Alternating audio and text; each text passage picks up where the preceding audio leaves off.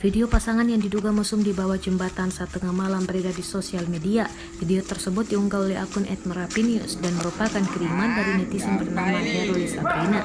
Pengguna menuliskan jika insiden tersebut terjadi di bawah jembatan Pangukan, Sangrahan, Logoa di Sleman, Yogyakarta. Dalam video tersebut memperlihatkan sejumlah warga tengah mempergoki dua pasangan sedang berduaan di tengah malam. Warga yang tengah mancing di bawah jembatan curiga saat melihat kedua pasangan tersebut. Warga pun mendekati dan menyorot keduanya dengan lampu senter karena keadaan lokasi yang sangat gelap. Saat didekati ternyata keduanya sedang melakukan perbuatan tak senonoh. Mereka pun segera bangun dan merapikan pakaiannya. Pasangan pria yang sudah tak muda lagi itu kemudian buru-buru mengenakan celananya.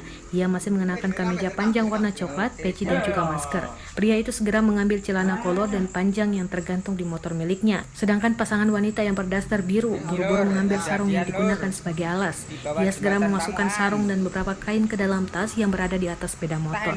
Kedua pasangan yang diduga tidak resmi itu pun dibiarkan pergi. Unggahan itu pun langsung mendapat banyak komentar dari para netizen.